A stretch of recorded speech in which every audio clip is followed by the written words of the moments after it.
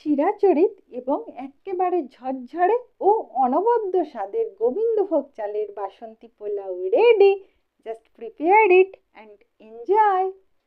নমস্কার বন্ধুরা, আমার চ্যানেল রকমারি প্রণালীতে সকলকে স্বাগত জানাই।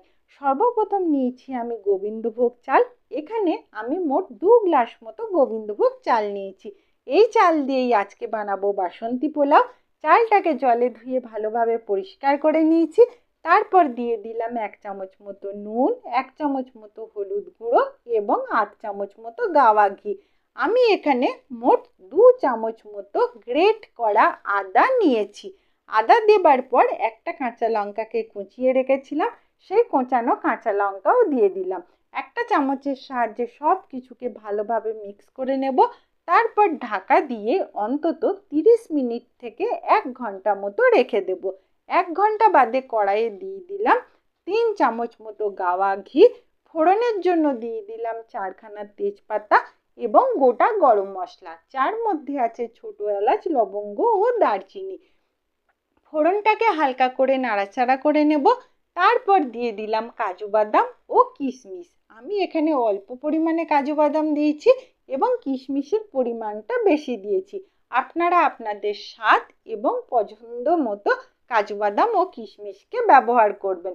এবার কাজু বাদাম ও কিশমিশটাকে হালকা করে ভেজে নেব, যতক্ষণ না কাজু বাদামে ব্রাউন কালার আসে এবং কিশমিশগুলো ফুলে গোল গোল হয়ে যায়। তারপর দিয়ে দিচ্ছি আগে থেকে ম্যারিনেশন করে রাখা গোবিন্দভোগ চাল। চালটাকে ঘিয়ের মধ্যে অন্তত 2 থেকে 3 মিনিট মতো নাড়াচাড়া করে নেব, যতক্ষণ না চালটা ঝরঝরে হয়ে যায়।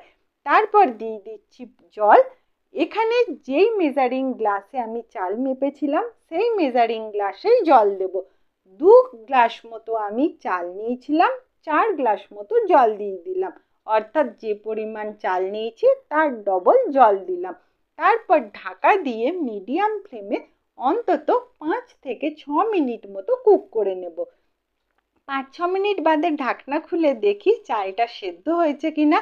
চালটা অন্তত 80% মতো সেদ্ধ হয়েই গেছে। এবার আমি দিয়ে দিলাম চিনি। আমি এখানে 3 চামচ মতো চিনি ব্যবহার করেছি। আপনারা আপনাদের স্বাদ এবং পছন্দ মতো চিনি দেবেন। মায়ের হাতে আছে গরম মশলা, যার মধ্যে আছে ছোট এলাচ এবং দারচিনি, যেটাকে আমি ক্রাশ করে আগে থেকেই রেখে দিয়েছিলাম। আমি আর লবঙ্গ ব্যবহার করিনি। আর দিয়ে দিলাম 1 চামচ মতো মায়েরই হাতে বানানো শুদ্ধ দেশি গাওয়া ঘি। ঘি, গরম মশলা ও চিনি দিয়ে সব কিছুকে ভালোভাবে আরও একবার মিক্স করে নেব। তারপর ঢাকা দিয়ে অন্তত মিডিয়াম ফ্লেমে আরও 3-4 মিনিট মতো কুক করে নেব। 3-4 মিনিট বাদে কুক করে নিয়ে গ্যাসটাকে বন্ধ করে দেব। 5-6 মিনিট মতো স্ট্যান্ডিং টাইম দেব। মিনিট 5 বাদে ঢাকনা খুলে দেখি পোলাওটা কেমন তৈরি হয়েছে। পোলাও একেবারে ঝরঝরে এবং সুন্দরভাবেই রেডি হয়ে গেছে। মা প্লেটের মধ্যে দিয়ে দিয়েছে বাসন্তী পোলাও। আমি সাথে দিয়ে দিলাম methi paneer. Just prepare it and enjoy. Basanti pulao বাঙালির চিরাচরিত একটি রেসিপি এবং এই বাসন্তী পোলাওয়ের স্বাদের কোনো তুলনাই হয় না। আর বাসন্তী পোলাও পছন্দ করে না এমন বাঙালি হয়তো খুব কমই আছে।